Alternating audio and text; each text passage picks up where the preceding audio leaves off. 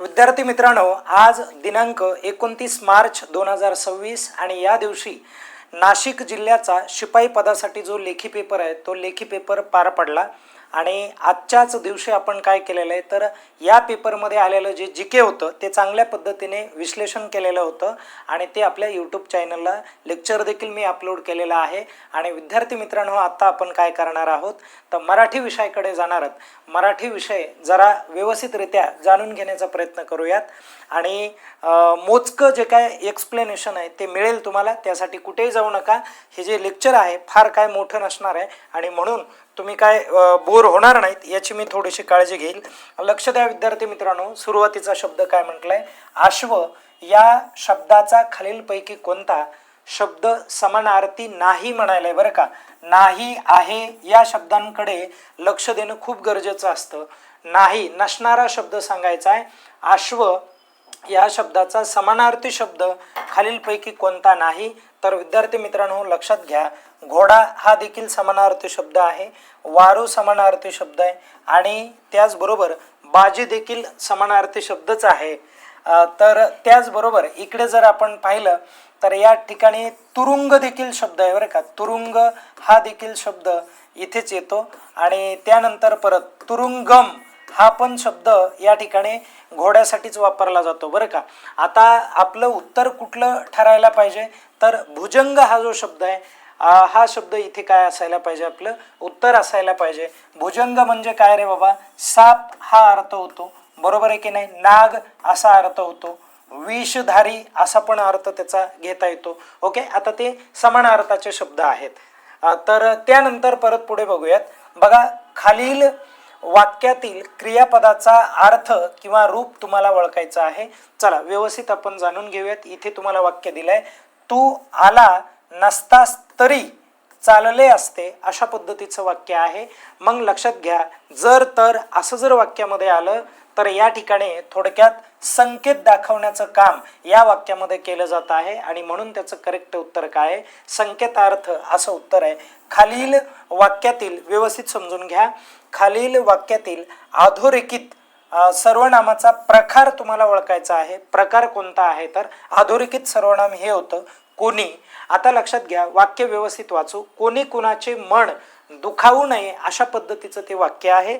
कोणी म्हटलं की या ठिकाणी कोणी म्हटलं की आपल्याला निश्चित एखादी गोष्ट कळत नाहीये, म्हणजे या ठिकाणी ते सर्वनाम अनिश्चित असणार आहे आणि अनिश्चित सर्वनाम हे जे आहे ते आपल्याला सामान्य नामाचंच दाखवता येणार आहे। हे पण या ठिकाणी म्हणजे नोट करून घेण्यासारखं आहे। ओके, म्हणून आपलं या ठिकाणी करेक्ट जे काय उत्तर आहे ते सामान्य असणार आहे। आपण थोडंसं पुढे जाऊयात। काय म्हटलंय बघा, सतीश शेतात जातो आणि व्यवस्थित समजून घ्या, सतीश शेतात जातो आणि संपूर्ण शेताला फेरफटका मारतो, अशा पद्धतीचं बघा वाक्य नंबर 1 आणि वाक्य नंबर 2 या ठिकाणी जर आपण समजून घेतलं तर दोन वाक्य जेव्हा आणि व किंवा अशा शब्दाने जोडले जात असतील तर ते जे वाक्य आहे ते वाक्य काय होत असतं, या ठिकाणी संयुक्त वाक्य होत असतं। म्हणून इथे आपल्याला जाणून घ्यावं लागणार आहे, समजून घ्यावं लागेल की हे आपलं उत्तर आहे म्हणून। ठीक आहे, आता त्यानंतर परत पाणी मुरणे हा एक वाक्यप्रचार आहे आणि या वाक्यप्रचाराचा तुम्हाला अर्थ ओळखायचा आहे। बघा, पाणी मुरणे म्हणजे काय व्यवस्थित समजावून घेऊ। बघा, जमिनीत पाणी मुरणे असा तर याचा अर्थ होतच नाहीये। लक्षात घ्या, कधी पण क्लिअर करायचं की वाक्यप्रचाराचा अर्थ हा शब्दशः नसतो कधीच। आता आपण थोडंसं पुढे जाऊयात। बघा, आशा सोडणे म्हणजे धीर सोडणे, म्हणजे काय सोडणे, धीर सोडणे असा त्याचा अर्थ होतो। म्हणजे हे पण या ठिकाणी हे तर उत्तर नसणारच आणि हेही नाहीये उत्तर, बरोबर आहे की नाही। आता त्यानंतर पूर्ण पराभव करणे हे देखील उत्तर नाहीये, अलग लक्षात, ते पण उत्तर नाहीये। मग इथे करेक्ट उत्तर आपलं काय असणार आहे, गुप्त कट शिजत असणे अशा प्रकारचं याचं करेक्ट उत्तर आहे। पाणी मुरणे म्हणजे काय तर काहीतरी त्या ठिकाणी आपली म्हणजे इथे गुप्त कट म्हणजे या ठिकाणी काय केलं जात आहे, रचला जात आहे किंवा काहीतरी प्लॅनिंग या ठिकाणी आखली जात आहे। आता आपण पुढे जाऊयात। शरद क्रिकेट खेळतो हे एक वाक्य आहे, व्यवस्थित क्लिअर करून घेऊयात। या वाक्यातील तुम्हाला प्रयोग ओळखायचा आहे। विद्यार्थी मित्रांनो लक्षात घ्या, शरद क्रिकेट खेळतो या वाक्याचा शरद हा जो शब्द आहे हा शब्द कर्ता आहे. काय आहे? हा कर्ता आहे. आणि लक्षात ठेवा खेळतो हे काय क्रियापद आहे. मग इथे क्लिअर करा खेळतो. ओके, लक्षात ठेवा खेळतो हे क्रियापद आहे आणि जेव्हा क्रियापद हे कर्त्यानुसार बदलत असतं किंवा कर्त्याच्या लिंग वचन यानुसार जर बदलत असेल तर त्याला आपल्याला काय म्हणायचं आहे? कर्तरी प्रयोग आहे. तो कोणता प्रयोग आहे? तो कर्तरी प्रयोग आहे. हे देखील लक्षात राहू द्या. हे या ठिकाणी काय होणार आहे? उत्तर होणार आहे कर्तरी प्रयोग. आपण थोडंसं पुढे जाऊयात. ओके, तुम्ही जर या शरद ऐवजी जर या ठिकाणी शारदा लिहिलं तर हे क्रियापद लगेच बदलतं बघा. शरद आहे म्हणून खेळतो, शरद खेळतो आणि शारदा असती तर ते काय झालं असतं? खेळते अशा पद्धतीने असतं. बरोबर आहे की नाही? म्हणून आपण थोडंसं पुढे जाऊयात. आणि वचनामध्ये तसंच असतं. जर वचन आपण चेंज केलं, एक वचन अनेक वचन म्हणतोय मी, ते जर आपण चेंज केलं त्या ठिकाणी आपण विद्यार्थी म्हणलं तर विद्यार्थी खेळतात अशा पद्धतीने तिथे क्रियापद चेंज होईल. आता पुढे चला. आता परीक्षेमध्ये जर एवढा मोठा प्रश्न आला तर घाबरून कधीच जायचं नाहीये बघा. ओके, लक्षात ठेवा असे जे प्रश्न असतात हे प्रश्न फक्त दिसायला मोठे असतात पण सोडवण्यासाठी तुम्ही एका अर्ध्या म्हणजे 1-2 सेकंदामध्ये याला सगळं पार करून टाकाल. जर 2 गोष्टी जरी माहिती असतील तर व्यवस्थित समजून घ्या. आता काय म्हटलंय? यश तुमच्या हातात हे जे पुस्तक आहे हे पुस्तक कुणी लिहिलेलं आहे माहिती आहे का?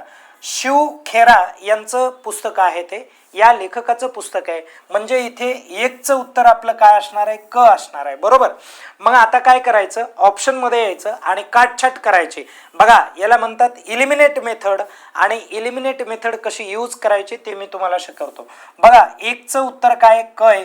बघा एकचं उत्तर काय आहे? क. म्हणजे हे उत्तर आपलं असणार आहे. बरोबर आहे की नाही?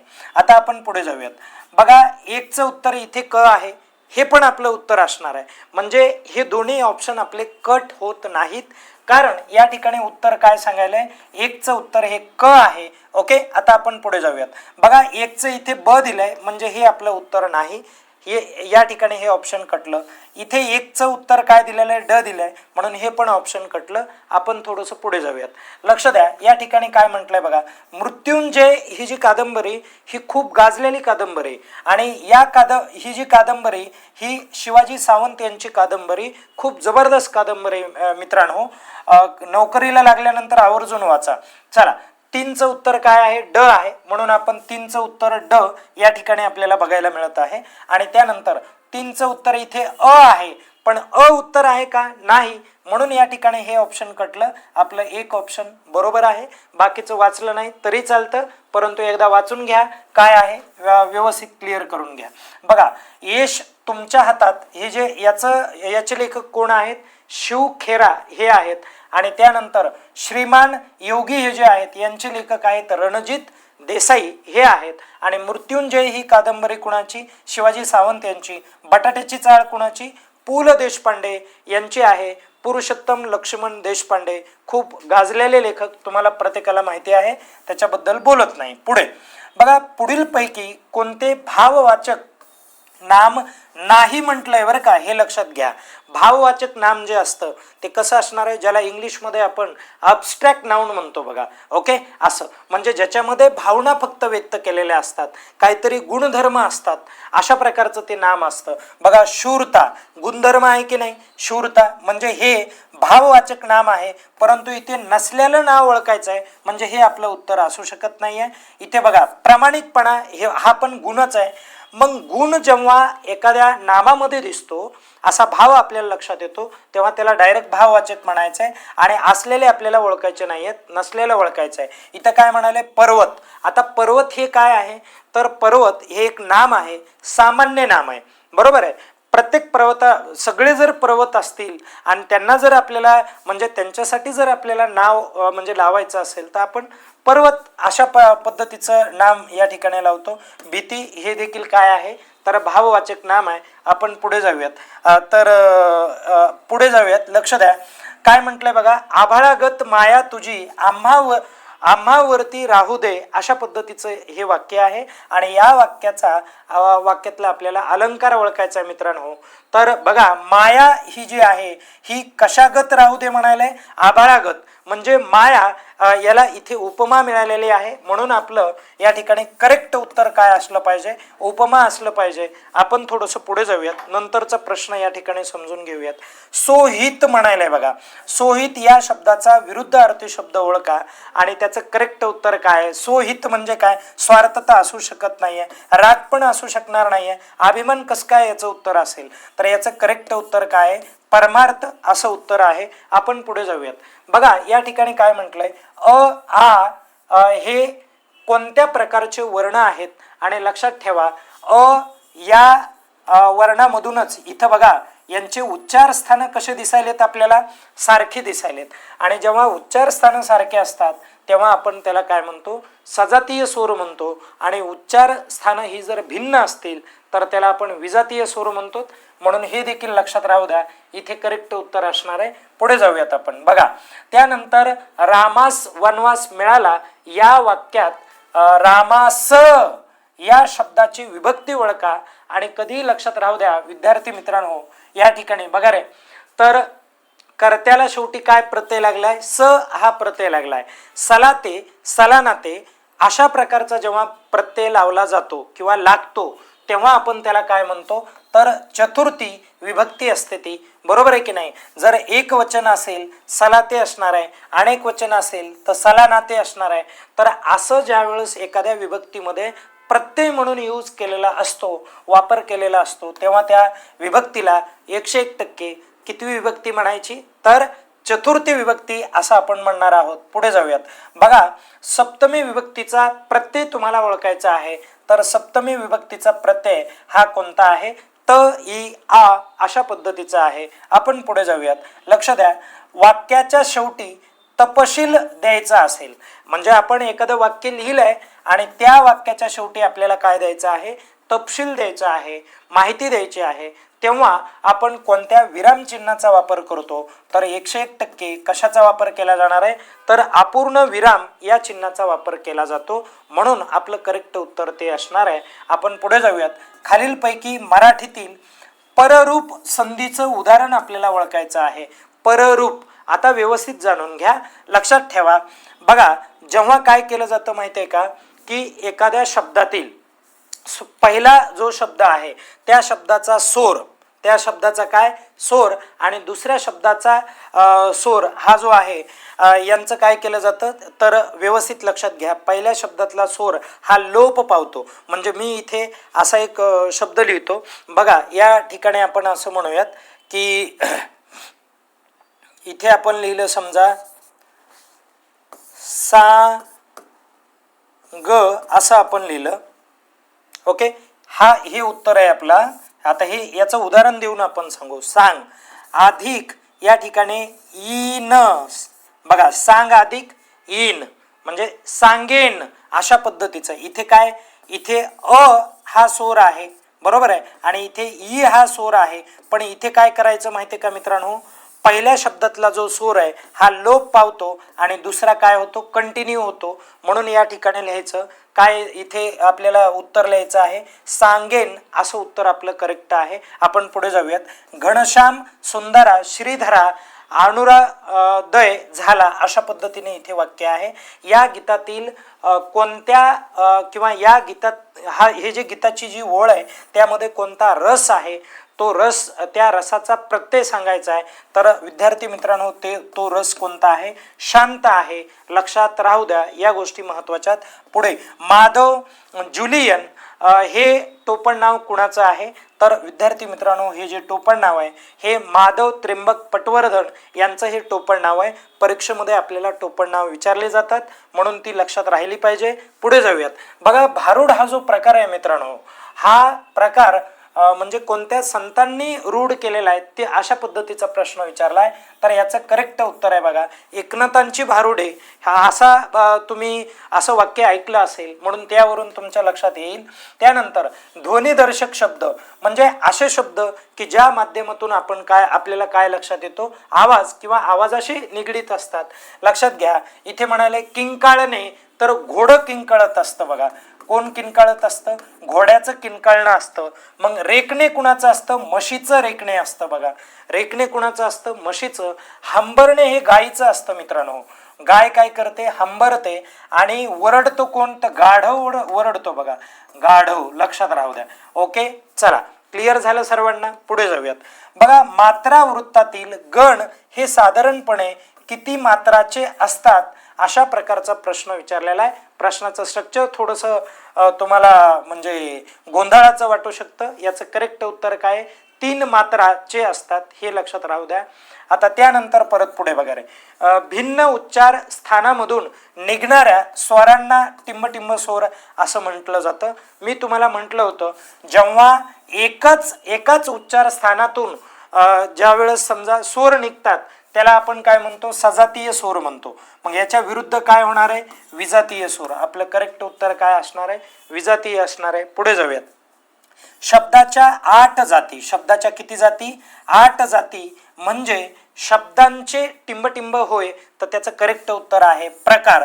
तर शब्दाचे किती प्रकार आहेत रे बाबा, 8 प्रकार आहेत. आणि विद्यार्थी मित्रांनो लक्षात ठेवा, मराठी व्याकरणाचा जर आपण विचार केला तर मराठी व्याकरणाचं 50% वेटेज म्हणजे 50% सिलेबस हा तुम्हाला शब्दांच्या जातीमध्येच बघायला मिळतो. कारण कुठलंही व्याकरण असू द्या, शब्दांच्या जाती हा खूप मोठा चॅप्टर आहे आणि तो तुम्हाला करावाच लागेल. परीक्षेच्या दृष्टीने महत्त्वाचा असतो. प्रत्येक वर्षी एकतरी प्रश्न त्यावरती असतो. पुढे जाऊयात आपण.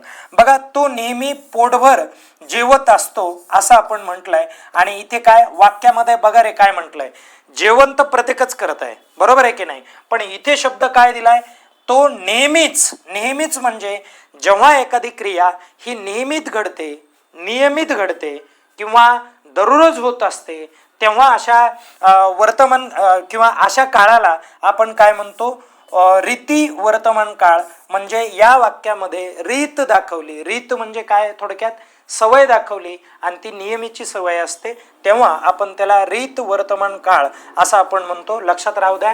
आणि आता शेवटचे हे 2 प्रश्न बघा काय आहेत. सदा सर्वदा योग तुझा घडावा, ओके, तुझे कारणी देह माझा पडावा, हरकत नाही. मग या वाक्यातील बघा रे, कालवाचक क्रिया विशेषण जे आहे ते तुम्हाला शोधायचं आहे. कालवाचक म्हणजे या ठिकाणी काळाचा बोध करणारं विशेषण आहे. तर सदा सर्वदा बघा, सदा सर्वदा तर या ठिकाणी इथे काळाचा बोध होतोय आणि म्हणून आपलं उत्तर हे करेक्ट असलं पाहिजे. असतील शिते तर जमतील भूते, अशा पद्धतीची एक म्हण आहे आणि या म्हणीचा अर्थ काय होतो तो सांगायचा आहे. बघा, असतील शिते तर जमतील भूते म्हणजे एखादी गोष्ट जर आपल्याकडे असेल तर लोक आपल्या पुढं करतात. म्हणजे उदाहरणार्थ मित्रांनो, आपल्याकडे जर पैसे असतील, ओके, तर लोक आपल्या पुढे पुढे करणार आहेत. पण आपणच सगळे रिकामे असू तर वाईट अवस्था आहे. म्हणून आयुष्यात पैसे कमवा. बघा पुढे काय म्हटलंय, तर याचं करेक्ट उत्तर हे असणार आहे, हात ओला तर मित्र भरा. या पद्धतीचा या ठिकाणी अर्थ इथे आपल्याला घेता येणार आहे. अशा प्रकारे मराठीचं हे एक्सप्लेनेशन होतं. आणि हे जर तुम्हाला विश्लेषण आवडलं असेल तर निश्चितच आपल्या चॅनलला तुम्ही सबस्क्राईब करा, लाईक करा, बेल आयकॉनला क्लिक करा विद्यार्थी मित्रांनो. आणि जास्तीत जास्त लोकांपर्यंत आपले हे लेक्चर तुम्ही पोहोचविण्याचं काम करत जा, जेणेकरून मला त्यामधून जरा उत्साह येईल, बरोबर आहे की नाही. चला थांबू, धन्यवाद.